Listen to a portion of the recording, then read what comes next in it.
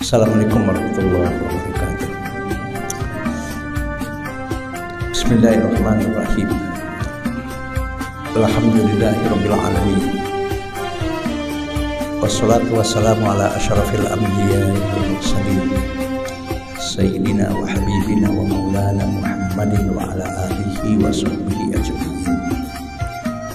Asyhadu an la ilaha illallah wahdahu la syarikalah wa asyhadu anna Muhammadan abduhu wa rasuluh. Faqad qala Allah ta'ala fi kitabihil karim wa huwa asdaqul qailin. A'udzu billahi minasyaitonir rajim. Bismillahirrahmanirrahim.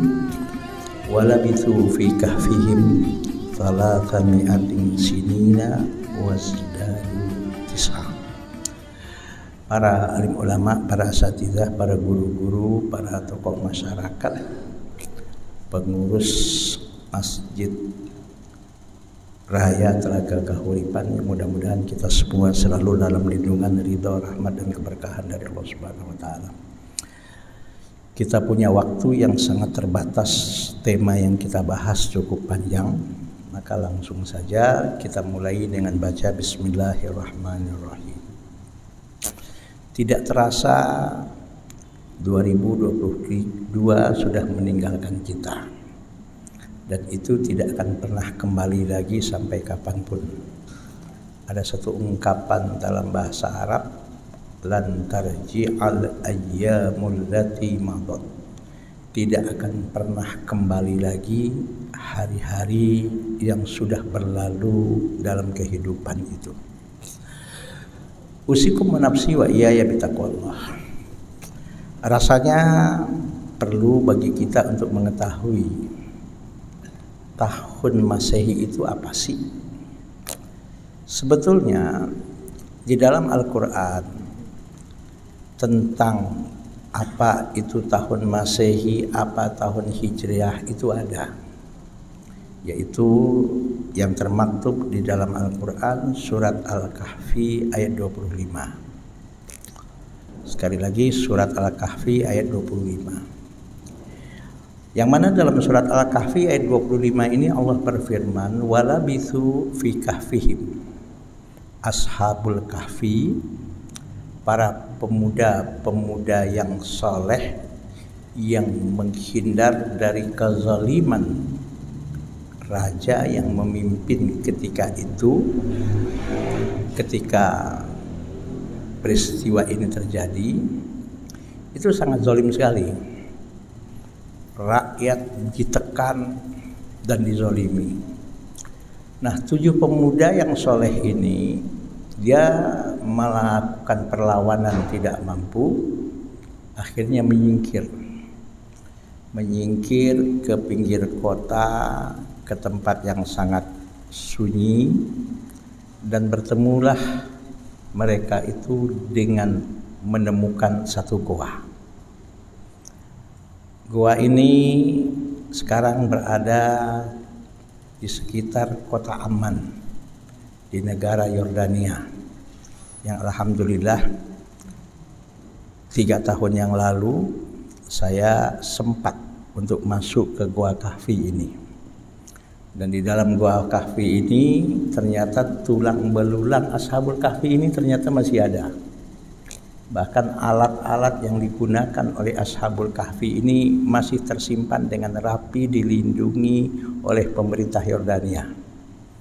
Jadi nanti kalau punya kesempatan pergi ke Yordania, ya silahkan pergi ke Goa Kahfi ini. Namanya Goa Kahfi, padahal Al-Kahfu itu bahasa Arab artinya juga goa. Kita nggak mempersoalkan nama itu. Di sini Allah bilang, Ashabul Kahfi itu setelah menemukan goa, mereka capek, lelah, akhirnya masuklah ke goa itu.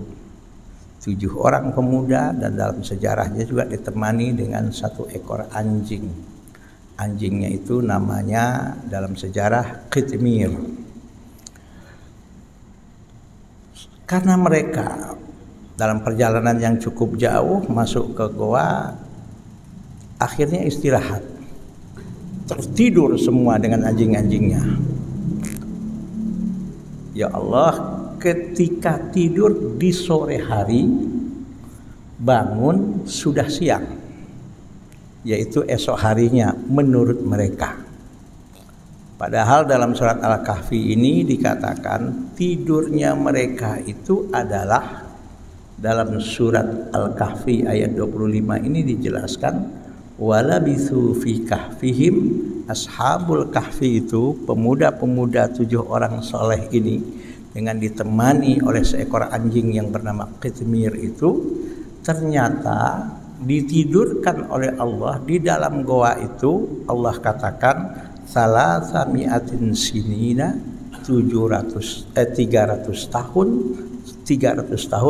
wazdadu tis'ah, dan tambah 9 tahun. Nah, inilah ayat yang menjadi dasar bahwa dalam peradaban manusia, dikenal hitungan waktu yang disebut dengan tahun Masehi dan tahun Hijriah. Hanya tahun Masehi ini ya itu dinamakan Masehi oleh kaum Nasrani, ya, yang mana tahun Masehi ini tahun satunya adalah momentum lahirnya Nabi Isa alaihissalam, yang mana kita juga tahu dalam Al-Quran Isa ini juga disebut dengan sebutan Al-Masih Isa ibnu Maryam. Jelas Pak ya? Jadi kalau mau bertanya kapankah Nabiullah Isa alaihissalam dilahirkan, jawabannya 2023 tahun yang lalu. Karena momentum kelahiran Nabi Isa itu dijadikan sebagai nama tahun.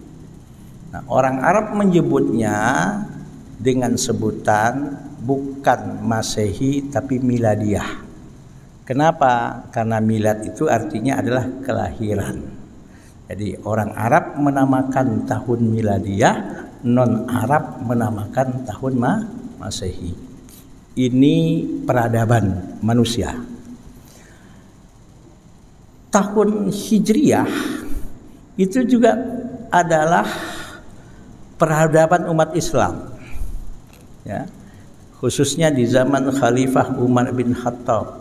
Memang di zaman Umar bin Khattab ini banyak sekali kemajuan-kemajuan, peradaban-peradaban yang ditonjolkan. Salah satunya mulai dibuatnya uang, mulai dibuatnya penjara bagi orang-orang yang melakukan kriminal, itu di zaman Umar bin Khattab. Dan salah satunya adalah Umar bin Khattab mengumpulkan para sahabat, dan kemudian Umar bin Khattab menyuruh, ayo kalian berijtihad. Orang Nasrani dalam peradaban mereka sudah punya tahun tersendiri, yaitu tahun Masehi. Kita kok orang Islam belum.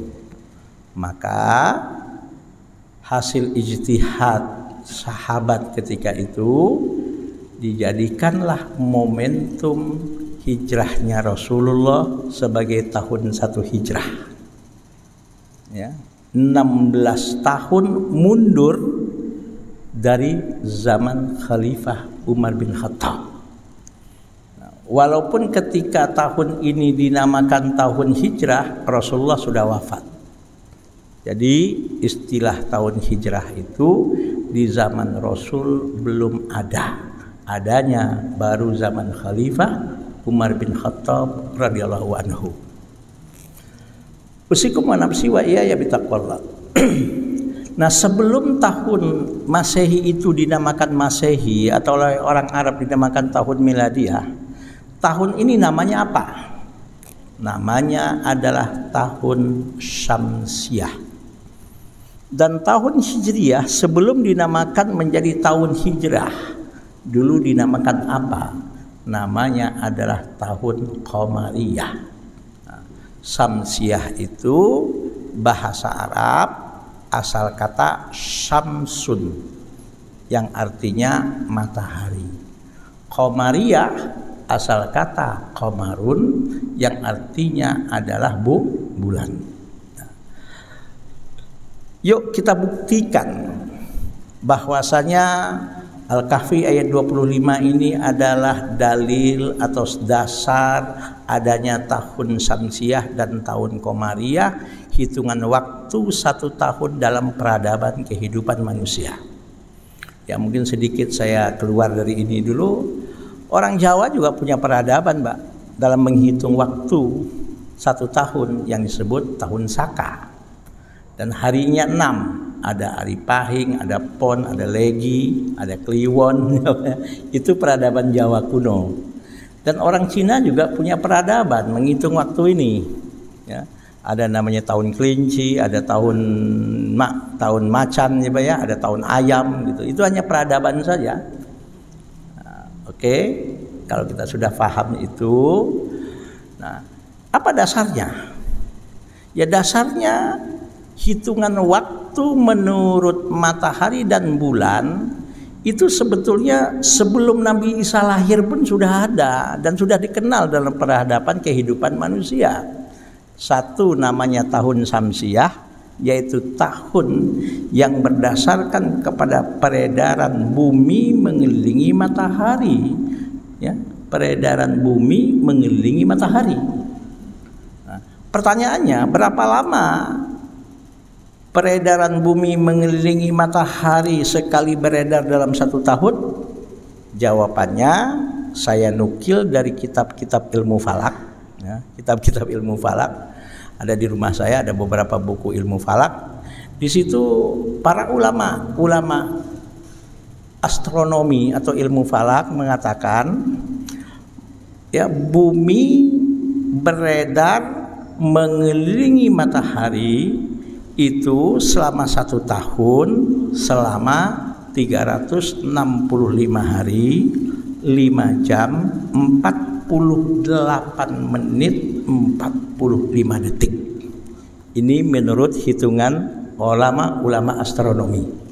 Saya bukan ahlinya, tapi hanya saya bisa nukil aja, Pak. Dan insya Allah secara ilmiahnya bisa dipertanggungjawabkan oleh ulama-ulama falak.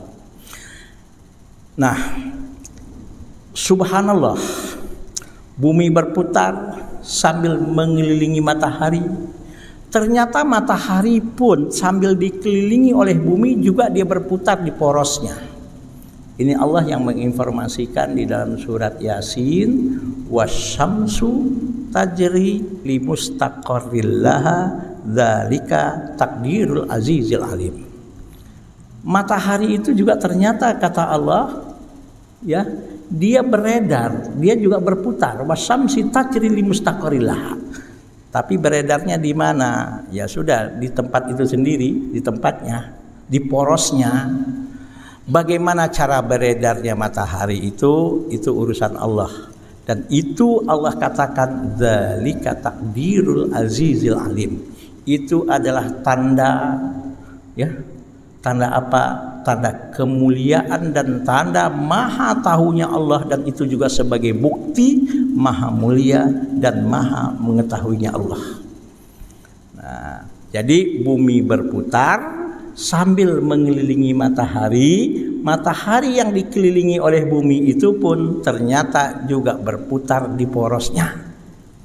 Nah, selama 1 tahun, ya, itu bumi ini sampai ke poros awal dia berputar mengelilingi matahari itu selama 365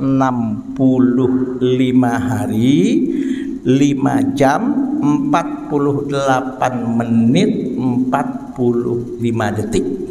Itu satu dulu. Subhanallah, ya. Ternyata bulan juga mengelilingi bumi. Sambil bumi dikelilingi oleh bulan, bumi juga mengelilingi matahari. Nah, subhanallah, tapi mengelilingnya itu berapa lama bulan itu? Karena menurut ulama astronomi, jarak bumi ke matahari itu lebih jauh daripada jarak bulan ke bumi. Maka peredaran 1 tahunnya 11 hari lebih cepat. Lebih cepat. Yaitu berapa? 354 hari, 8 jam, 48 menit, dan 8 detik. Wallahu a'lam bishawab. Ini hitungan ulama falak atau ulama astronomi. Saya hanya bisa menukil ya dari buku-buku yang berbicara tentang astronomi atau yaitu ilmu falak. Dulu sebetulnya waktu saya kecil dan kita kecil-kecil Pak mungkin masih ingat pernah belajar ilmu bumi di SMP ya. Kalau sekarang ilmu bumi itu masih ada apa enggak saya nggak tahu ya. Tentang hitungan beredarnya bulan matahari ini dulu kita sebetulnya udah belajar. Tapi sederhana ya, tapi sederhana. Nah, lamanya bulan mengelilingi bumi selama 1 tahun 354 hari, 8 jam, 48 menit, 8 detik. Ini itu menjadikan hitungan 1 tahun disebut tahun Qamariyah. Oke, jelas apa ya? Hanya peradaban orang Nasrani ya menamakan tahun Syamsiyah dijadikan tahun Masehi dan peradaban Muslim menamakan tahun Qamariyah menjadi tahun Hijriyah. Padahal hakikatnya perhitungan waktu selama 1 tahun baik menurut hitungan peredaran bumi mengelilingi matahari yang disebut tahun Syamsiyah dan peredaran ya bulan mengelilingi bumi sambil bumi mengelilingi matahari juga sudah ada sejak ada dunia ini gitu loh. Ya, kalau istilah orang kampung dari zaman jebot juga udah ada gitu loh. Dari sebelum orang Nasrani menamakan tahunnya miladiah, tahunnya disebut tahun Masehi itu sudah ada. Hanya dulu disebut tahunnya kalau bahasa Arab tahun Syamsiyah atau tahun Qamariyah. Jadi Pak, kita nggak perlu ngeributin apakah hitungan waktu 1 tahun itu berdasarkan sekarang oleh umat manusia dikenal dengan tahun Masehi ataupun pergantian tahun sekarang dikenal oleh umat manusia khususnya umat Islam dengan sebutan tahun Hijriyah, karena dua-duanya ternyata hitungan waktu ini pada dasarnya Al-Quran sudah menjelaskan, yaitu ini tadi walabisu fi kahfihim salasami'atin sinina wazdadu tis'ah. Dari mana kok ayat ini sebagai dasar? Yuk kita hitung. Buka kalkulator. Itu membuktikan Pak ya. Oke, kita buka kalkulator Pak ya. Berapa lama Ashabul Kahfi itu ditidurkan oleh Allah di goa? 300 tahun. Betul kan Mbak? 300 tahun itu kalau menurut hitungan tahun Masehi, kalau tahunnya tahun Masehi itu berapa lama? Kali 365. Sekali lagi Pak, 300 tahun menurut hitungan tahun Masehi lama tidurnya Ashabul Kahfi itu. Nah, 300 tahun menurut hitungan tahun ya, menurut hitungan tahun Masehi itu berapa hari lama tidurnya Ashabul Kahfi itu? Kali 365. Hasilnya berapa, Pak? 109.500 hari. Selama itu Ashabul Kahfi ditidurkan oleh Allah. Itu urusan Allah, itu kekuasaan Allah. Ya, kita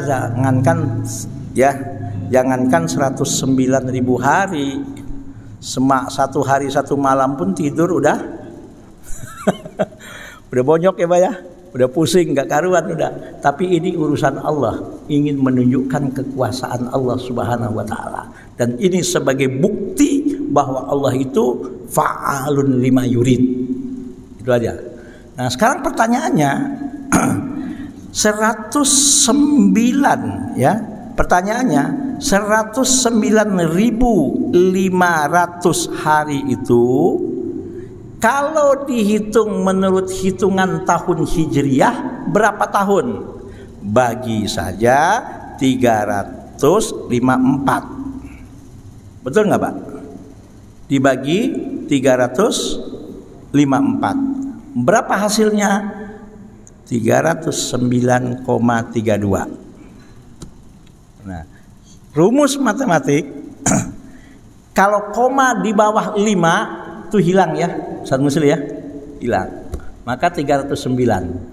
Inilah ulama-ulama astronomi, ulama falak menafsirkan surat Al-Kahfi ayat 25 ini dengan tafsiran walabithu fi kahfihim, ashabul kahfi itu menetap dalam goa dengan cara ditidurkan oleh Allah berapa lama? Lama tidurnya yaitu selama 109.500 hari. Dan 109.500 hari ini kalau dihitung menurut hitungan tahun Masehi, lama tidurnya 300 tahun. Kalau dihitung menurut hitungan tahun Hijriyah, lama tidurnya 309 tahun. Clear ya Pak ya? Clear. Ini Al-Quran. Dahsyat Pak. Jadi sudah nggak usah ngeributin lagi pergantian tahun. Apakah dengan hitungan peredaran ya bumi mengelilingi matahari yang dalam peradaban umat manusia dikenal sekarang dengan istilah tahun Masehi, atau pergantian tahun ya dalam satu tahun dalam peradaban umat manusia, dalam hal ini di zaman Umar bin Khattab, yaitu disebut dengan tahun Hijriyah. Karena ternyata dua-duanya Al-Quran ada memberikan isyarat dan memberikan landasan. Hanya dulu namanya tahun Syamsiyah dan tahun Qamariyah. Clear ya Pak ya? Nah, sekarang pertanyaannya adalah bagaimana cara kita mensikapi pergantian tahun ini. Itu yang paling penting. Bukan ngeributin yang tadi itu. Oke. Sebelum kita mengetahui bagaimana cara mensikapi pergantian tahun ini, nah, nama-nama bulan yang dikenal sekarang dalam tahun Masehi dan dalam tahun Hijriyah itu dasarnya dari mana? Ya, kalau tahun Masehi karena yang menemukan adalah kaum Nasrani, maka nama-nama bulannya diambil dari nama-nama dewa yang dikenal di zaman Yunani kuno. Januari, Februari, Maret, April, Mei, Juni, Juli, Agustus, September, Oktober, November, Desember. Itu nama-nama dewa. Ya, nama-nama dewa. Nah, nama-nama bulan dalam tahun Hijriyah karena yang diambil dari nama apa? Dari nama musim yang dialami oleh bangsa Arab ketika itu. Ya. Dan nama-nama bulan ini sebelum namanya menjadi nama tahun Hijriyah pun sudah dikenal. Yaitu ada Muharram, ada Safar, ada Rabiul Awal, Rabiul Tsani atau Rabiul Akhir, ada Jumadal Ula, Jumadas Tsaniyah, Rajab, Sya'ban, Ramadan, Dzulqa'dah, Dzulhijjah. Ini nama-nama diambil dari musim yang dialami oleh orang Arab ketika itu. Muharram itu artinya adalah bulan di mana diharamkan, dilarang total dan ditaati oleh kabilah-kabilah Arab ini. Ngapain dilarang? Melakukan hal-hal yang negatif, apalagi peperangan. Jadi kaum-kaum kabilah Arab dulu Pak, di antara perangai mereka itu sering perang suku. Tapi di bulan Muharram mereka kompak gitu. Gencatan senjata. Ngapain gencatan senjata?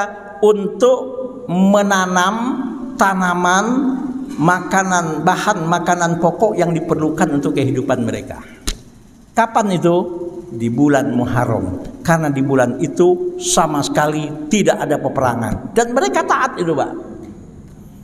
Oke Pak ya. Nah bulan Safar Sofar itu asal kata asfaru, artinya kuning. Nah, mereka menanam tanaman yang cepat, ya, yang nggak lama untuk makanan pokok mereka. Di bulan Sofar itu nggak sampai 2 bulan, tanaman mereka tuh sudah menguning. Kuning itu bahasa Arabnya asfaru. Oke? Nah, selanjutnya setelah menguning tanaman mereka, ya, kemudian lahirlah bulan yang ketiga, Rabiul Awal, musim semi pertama. Selesai musim semi pertama, lahirlah musim semi, datanglah musim semi yang kedua, Rabiul Tsani. Oke. Habis musim semi pertama dan kedua, datanglah musim dingin, Jumadal Ula. Jamad itu artinya apa namanya, beku.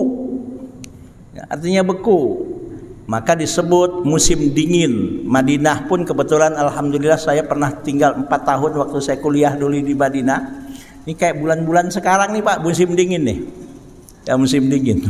Sering pokoknya dingin aja sekarang ini. Ya. Itu waktu saya tinggal dulu itu di Madinah tuh kalau lagi puncaknya musim dingin bisa 1 derajat. 1 derajatnya itu nggak kayak di Eropa. Kalau di Eropa lembab, kalau dia kering. Ya, itu Jumadal Ula dulu namanya begitu. Kemudian Jumadal Tsani. Nah, sampai akhir Dzulhijjah. Kalau Dzulhijjah itu mereka musim beribadah haji, karena sejak zaman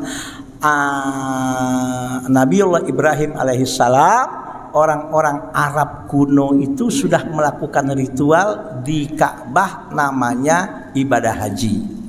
Nah, kita nggak akan perpanjang itu. Nah, jumlah harinya,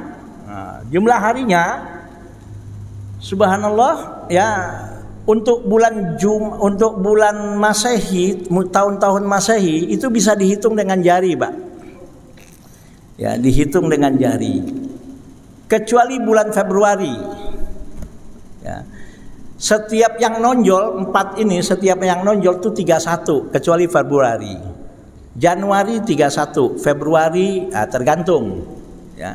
Nanti bisa 28, bisa 29. Maret 31, April 30 lagi, Mei 31, Juni 30 lagi, Juli 31 lagi, Agustus 31 lagi, September 30, Oktober 31, November 30, Desember 31. Oke. Nah, tahun ini baik Masehi maupun Hijriyah ada namanya, istilahnya tahun Kabisat dan tahun Basitah. Nah, kapankah tahun Kabisat? Tahun Kabisat itu terjadi 4 tahun sekali.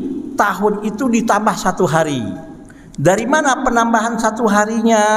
Dari 5 jam 48 menit 45 detik itu digenapkan setiap 4 tahun sekali. Maka tahun Masehi 4 tahun sekali, umurnya 366. Diletakkan di mana 1 hari itu? Di bulan Februari. Nah, berarti 4 tahun sekali bulan Februari, jumlah harinya bukan 28 tapi 29. Nah, kalau yang ulang tahunnya lahirnya tanggal 29 Februari, ulang tahunnya 4 tahun sekali. Nah, bagaimana cara mengetahuinya?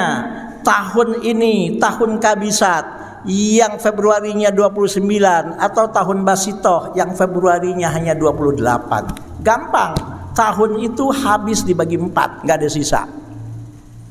2023 dibagi 4 itu berapa, Pak? 500. Ayo, gampang ya, Pak. Ayo cari kalkulator, ya. Yang gampang ya, nggak susah-susah. 2023 ya, Pak ya, dibagi 4 berapa hasilnya?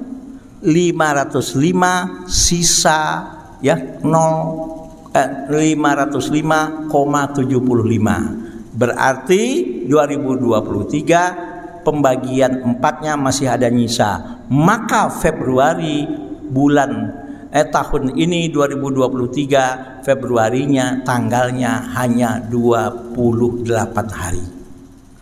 Tahun depan 2024, nah 2024 dibagi 4 sama dengan 506.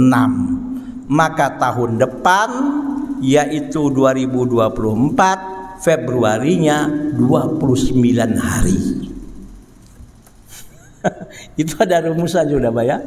Nah, kemudian ya hari-harinya alhamdulillah kita di Indonesia, bahkan di negara penduduk Melayu ini, terutama Malaysia dan Malaysia dan Brunei dan Indonesia, hari-hari dalam 1 minggu itu masih ikut istilah yang dikenal oleh orang Arab. Kecuali sejak tahun 70-an atau 80-an, hari pertama diganti dengan minggu. Padahal tahun 70-an dulu tuh nggak ada, di Indonesia dikenal hari Minggu tuh nggak ada. Orang Malaysia pun, bahkan orang Brunei pun nggak kenal istilah hari Minggu. Hanya di Indonesia, itu pun baru tahun 70-an. Dulu dikenalnya hari Minggu itu Ahad, baru Isnin, baru Selasa.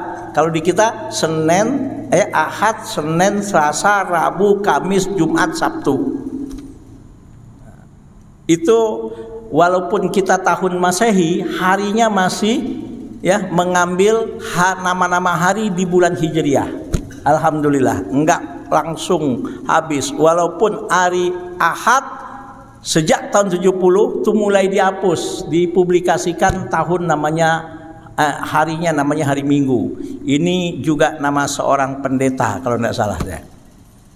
Minggu ya. Oke lah, itu cuma sekedar informasi Pak ya. Oke, mudah-mudahan ini kita memahaminya. Nah tahun Hijriah untuk jumlah harinya gampang itu, selang-seling aja. 30, 29, 30, 29, 30, 29. Muharram 30, Safar 29. Rabiul Awal 30, Rabiul Tsani 29. Jumadal Ula 30, Jumadal Akhir 29. Rajab 30, Sya'ban 29. Ramadan 30, Syawal 29. Zulqa'dah 30, Zulhijjah 29. Kecuali 4 tahun sekali, Zulhijjah ditambah 1 yaitu tahun kabisatnya menjadi 30 juga. Maka ya Ramadan itu ya jumlah harinya pertama kali itu 30 hari. Itu asalnya Pak. Tapi Rasul bilang ya, sumu li ru'yatihi wa aftiru li ru'yatihi fa in ghamma alaikumul ghamam fa akmilu sya'bana salasina yauman. Kata Rasul, berpuasalah engkau karena melihat ru'yat, dan berbukalah engkau, masuklah ke hari raya Idul Fitri juga karena ru'yat. Tapi kata Rasul, fa in ghamma alaikumul ghamam, jika terjadi mendung yang dahsyat sehingga tidak kelihatan di ru'yat itu yang namanya hilal, fa akmilu ya sya'bana salasina yauman. Bulan Sya'ban yang asalnya adalah 29 sempurnakan tambah 1 hari menjadi 30. Maka otomatis kalau sudah Sya'ban 30, Ramadan jadi 29. Ramadan 29. Ini dalam bahasa ilmu astronominya disebut al-hisabul haqiqi. Kalau kalau Sya'ban sudah di-30-kan, itu udah otomatis Ramadan 29. Oke Pak ya? Itu namanya hisab hakiki. Oke, kita nggak akan bicara tentang ru'yat hisab, ini panjang, nggak habis. Kita hanya tema kita sekarang bagaimana mensikapi yaitu pergantian tahun. Usikum wa nafsi wa iyaya bitaqwallah. Tadi kita sudah dengar, ya. Yang dekat itu kematian, yang jauh itu waktu. Dan juga sudah saya katakan tadi, lantar ji'al ayyamul lati madot, tidak akan pernah kembali hari-hari yang sudah berlalu dalam kehidupan kita. Usikum wa nafsi wa iyaya bitaqwallah. Dalam hadis sahih yang diriwayatkan oleh Al-Imam Al-Bukhari dan Imam Muslim, ya, hadis ini cukup panjang. Qala Rasulullah sallallahu alaihi wasallam, inna ahadakum yujma'u khalquhu fi batni ummihi arba'ina yawman nutfatan summa yakunu alaqatan misla dzalika summa yakunu mudghatan misla dzalik fayursalu ilaihil malaku fayanfukhu fihi ruha wa yu'maru bi arba'i kalimatin bi katbi rizqihi wa ajalihi wa amalihi asyaqiyun aw sa'idun fa wallahi alladzi la ilaha illa ghairuhu inna ahadakum la ya'malu bi amali ahlil jannati hatta ma yakunu bainahu wa bainaha ila dhira'un fayasbiqu alaihil kitab fayamalu bi amali ahlin nari fayadkhuluha wa inna ahadakum la ya'malu bi amali ahlin nari hatta ma yakunu bainahu wa bainaha illa zira'un fayasbiqu alaihil kitab fayamalu bi amali ahlil jannati fayadkhuluha. Haditsun sahihun rawahul Bukhari wa Muslim. Hadis ini kalau dijelaskan panjang, tapi saya sedikit saja yang berhubungan dengan mensikapi pergantian tahun. Rasul katakan, ya, proses ciptaan manusia itu ternyata, ya, setelah 120 hari dari terjadinya persenyawaan antara sperma dan ovum, yang mana sperma dan ovum ini sudah menyatu dalam rahim wanita, yaitu seorang ibu, mengalami 3 fase. Fase yang pertama, nutfah, 40 hari pertama masih berbentuk mani. 40 hari kedua dia berbentuk gumpalan darah, tapi bersifat alaqah, seperti lintah, sudah mulai mengisap. Yang diisap apa? Ya, makanan-makanan yang ada pada diri ibunya tadi. Untuk apa? Darah ini mulai berkembang. Dan 40 hari ketiga darah ini berubah bentuk menjadi gumpalan daging yang disebut mudghah. Untuk lebih jelasnya sampai ke proses lahirnya tulang belulang dan tumbuhnya daging, itu ada di dalam Al-Qur'an. Ya, jelas sekali surat Al-Mu'minun ayat 12 sampai ayat 16. Silahkan rujuk karena waktunya nggak cukup kalau kita jelaskan lagi. Itu adalah dalam surat Al-Mu'minun, ya. Subhanallah Bapak Ibu, ya, ketika umur 120 hari janin itu Allah mengutus malaikat. Ngapain? Fayanfukhu fihi ruha.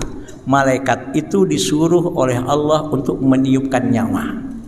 Mulailah janin umur 120 hari hidup, bergerak, dan sudah mulai bernyawa. Dan pada waktu yang sama, ketika malaikat tadi diutus oleh Allah untuk meniupkan nyawa, malaikat tadi disuruh untuk menetapkan 4 hal.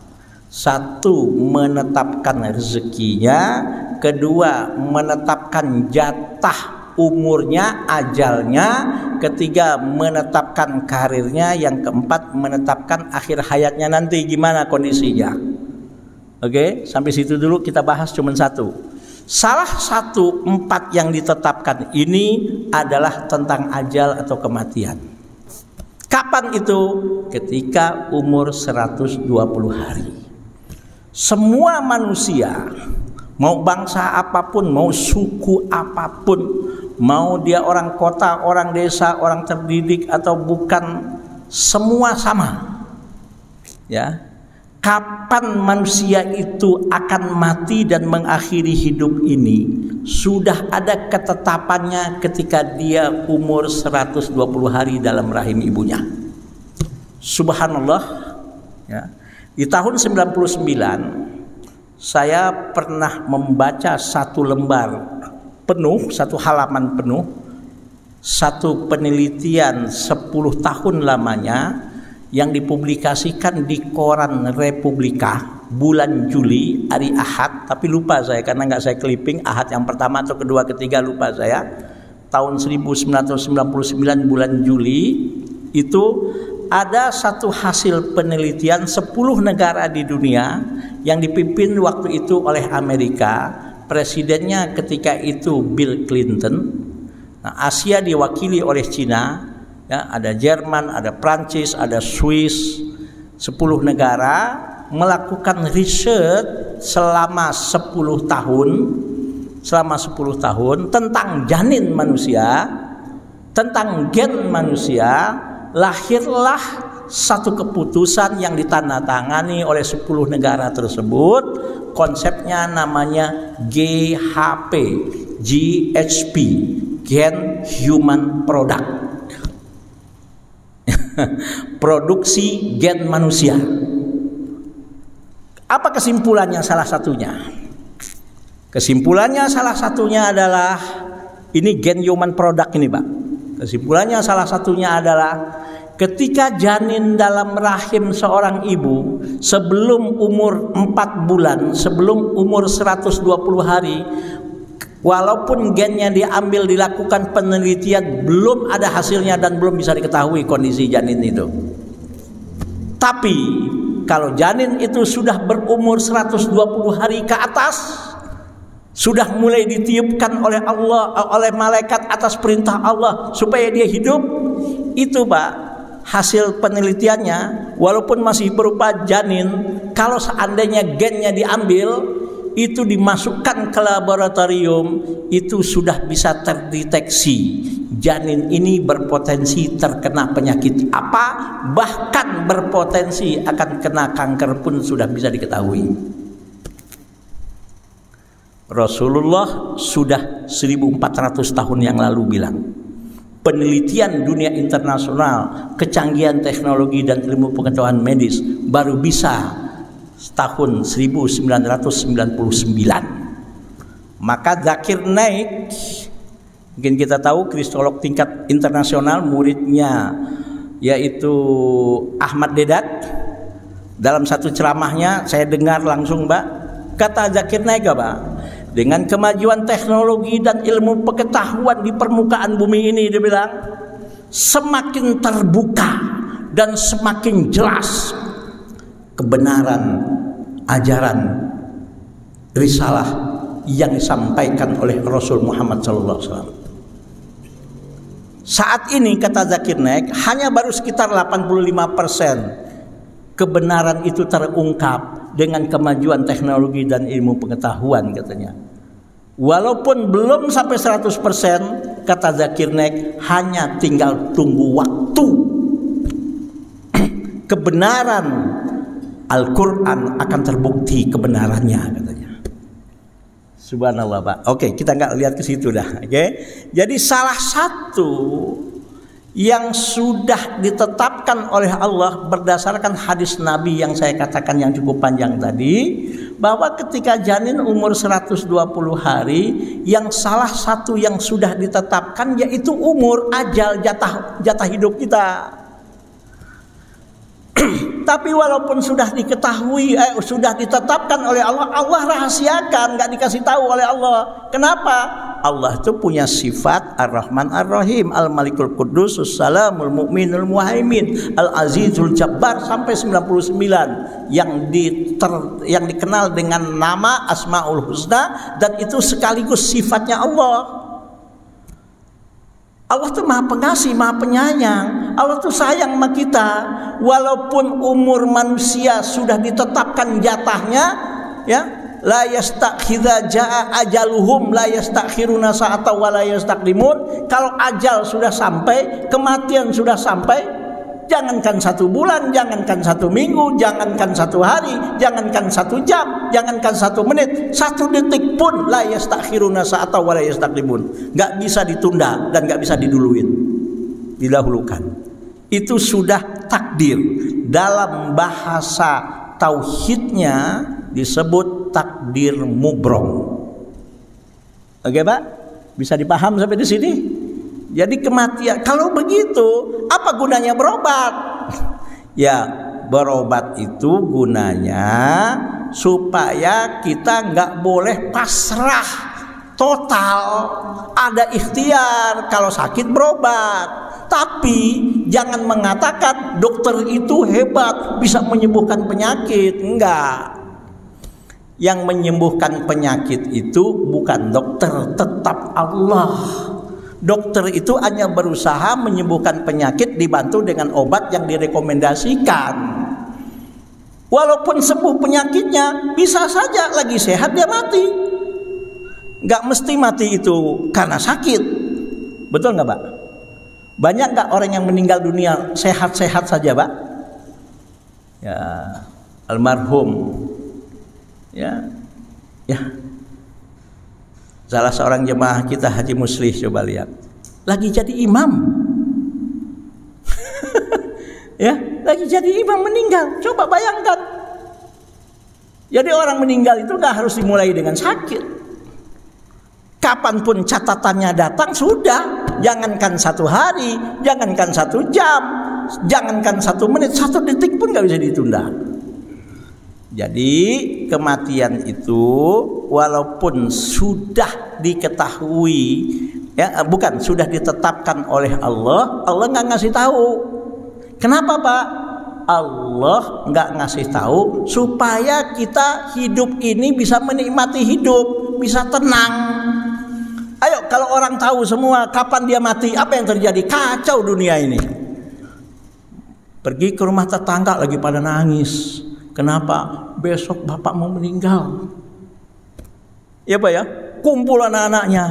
Ya Allah, kita silaturahim ke saudara kita lagi pada nangis. Besok anak yang bontot saya mau meninggal. Pergi lagi ke rumah teman satu lagi pada nangis. Ngapain? Besok ibunya mau meninggal. Heboh nggak dunia Pak? Kacau nggak dunia? Tenang nggak kehidupan? Walaupun kematian sudah ditentukan, tapi dirahasiakan oleh Allah. Hikmahnya diantaranya apa? Supaya kita bisa menikmati hidup ini dan menjalani kehidupan ini dengan tenang, dan kita bisa berikhtiar dan kita bisa melakukan apapun untuk melakukan dan membuat kemajuan di permukaan bumi ini. Coba kalau orang udah tahu, nggak usah jauh-jauh dah, matinya karena motor aja dia udah tahu. Pak, kalau orang udah tahu matinya karena motor, itu orang setiap ngelihat motor gimana Pak? Satu Muslim, kalau orang tahu dia akan mati karena motor, kalau ngelihat motor aja udah apa Pak? Motor laku nggak? Stres nggak tuh orang? Mau nggak dia naik motor? Nggak mau. Maka kematian walaupun sudah ada ketentuannya, sudah ditetapkan oleh Allah, tetap dirahasiakan supaya kita bisa menikmati hidup ini dan berjalan kehidupan secara normal. Itu yang pertama. Yang kedua, kenapa kematian ini nggak diberitahu oleh Allah? Supaya kapanpun, dimanapun, sedang apapun, kita sudah siap membawa bekal untuk mati itu. Nggak dikasih tahu aja oleh Allah. Banyak orang yang belum siap dan belum mempersiapkan bekal untuk mati. Gak usah jauh-jauh lah, semalam tuh malam tahun baru, banyak dosa, banyak maksiat, banyak kemungkaran yang dilakukan menyambut tahun baru. Padahal bergantinya tahun itu hakikatnya tadi sudah diberitahu, jatah umur kita itu bukan makin bertambah. Kesempatan hidup kita bukan makin bertambah, justru jatah umur kita makin berkurang, jatah kita hidup makin berkurang, makin sampai ke titik di mana kita sudah ditentukan. Jadi kematian itu dengan berganti tahun bukan makin jauh, tapi makin apa? Makin dekat. Kesempatan kita beribadah, kesempatan kita berinfak, kesempatan kita bersedekah, kesempatan untuk kita berbuat kebaikan dengan berganti tahun sebetulnya semakin habis, semakin tipis, dan semakin dekat yang namanya kematian. Ya nggak usah jauh-jauh lah, ibarat naik kereta api. Ya, kalau Bapak dari kota naik kereta apinya turunnya di mana Pak? Di Cilebut apa Bojonggede? Taruh Bojonggede. Ya Pak ya? Dari kota tiap berganti stasiun tuh Bojonggede makin dekat. Naik dari kota, jalan sampai stasiun yang kedua yaitu Jayakarta. Jayakarta Mangga Besar, Mangga Besar Sawah Besar, Sawah Besar Juanda, Juanda Gambir, Gambir Gondang Dia, Gondang Dia Cikini, Cikini Manggarai, Manggarai Tebet, setelah Tebet Duren Kalibata, Pasar Minggu Baru, Pasar Minggu, Tanjung Barat, Lenteng Agung, UP, UI, Pondok Cina, Depok Lama, Depok Baru, Citayam. Bojonggede tinggal satu lagi. Ya Pak ya? Itu Bojonggede makin dekat makin jauh. Berganti stasiun. Makin dekat makin jauh Pak. Sampai Bojonggede sudah waktunya turun. Ayo, kita nggak tahu nih. Kita nggak tahu. Ya, ajal kita tahun berapa? Kematian kita tahun berapa? Dirahasiakan oleh Allah. Yang pasti berganti tahun, kematian makin mendekat. Maka pergantian tahun ini bagaimana nih hakikatnya ini? Ya hakikatnya kematian semakin dekat itu berganti tahun Pak. Hakikat pergantian tahun berarti apa? Jatah kita hidup di dunia ini makin berkurang. Pergantian tahun itu hakikatnya apa? Kesempatan kita beribadah, kesempatan kita melakukan kebaikan, kesempatan kita untuk berinfak, bersedekah dan melakukan apapun persiapan untuk menghadapi dan sebagai bekal kematian kita makin habis. Itu hakikat pergantian tahun. Maka semestinya pergantian tahun satu, kita sikapi bahwa pergantian tahun itu harus kita sikapi satu, kita bersyukur masih diberikan umur oleh Allah bisa memasuki tahun baru. Kenapa bersyukur? Karena ada teman-teman kita, ada saudara-saudara kita, bahkan anak kita, bahkan cucu, bahkan jauh lebih muda usianya dari kita, nggak sempat menikmati pergantian tahun 2023. Bersyukur kepada Allah masih diberikan kesempatan. Jangan justru pergantian tahun dirayakan kaking girangnya, gembiranya, lupa diri, dirayakan dengan maksiat, dengan dosa, dengan kemungkaran, dengan kezaliman dan berbagai macam dosa. Ini salah total menghadapi pergantian tahun. Saya nggak mempersoalkan apakah pergantian tahunnya tahun Hijriyah atau tahun Samsiah.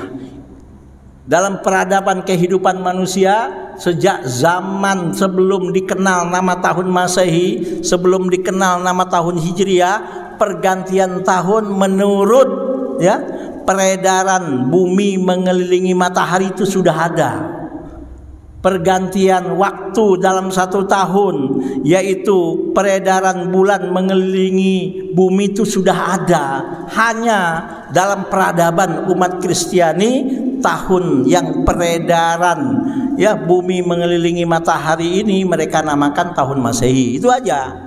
Tahun Hijriyah itu peradaban umat Islam yang menjadikan momentum hijrahnya Rasul dari Mekah ke Madinah, yang tadinya tahun ini dalam peradaban manusia dikenal dengan tahun Komari. Yang paling penting dengan terjadinya pergantian tahun ini bagaimana kita mensikapinya. Yang pertama, bersyukur karena Allah masih memberikan umur panjang kepada kita, masih memberikan kesempatan untuk kita untuk bertaubat. Jelas Pak ya? Yang kedua, cara mensikapinya kita harus bermuhasabah dan introspeksi diri. Selama 1 tahun Allah berikan kesempatan kita pada tahun 2023, yuk hitung-hitungan. Ya Pak ya, hitung-hitungan. Udah azan ya? Ya Allah saya nggak dengar. Ya udah dikit saya ini sedikit sebentar. Tanggung nih. Hitung-hitungan apa?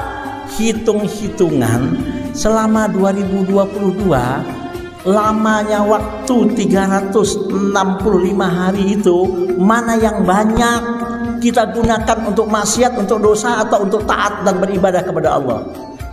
Kalau banyak untuk yang negatif, sadar, taubat, jangan ditambah lagi itu dosa. Khawatir lagi maksiat, innalillahi wa inna ilaihi rajiun. Terakhir, cara mensikapinya pergantian tahun sebetulnya adalah warning, peringatan keras dari Allah Subhanahu wa taala kepada kita. Kenapa? Umur lo bukan makin tambah, umur lo makin habis gitu loh. Kesempatan hidup kita makin berkurang. Makanya hanya orang yang tidak berakal sehatlah yang merayakan pergantian tahun dengan dosa, maksiat, dan kemungkaran, dan melakukan perbuatan-perbuatan yang tidak diridhoi oleh Allah. Subhanakallahumma wa bihamdika asyhadu an la ilaha illa anta astaghfiruka wa atubu ilaik. Maaf lahir dan batin. Wallahul muwaffiq ila aqwamit thoriq. Assalamualaikum warahmatullahi wabarakatuh.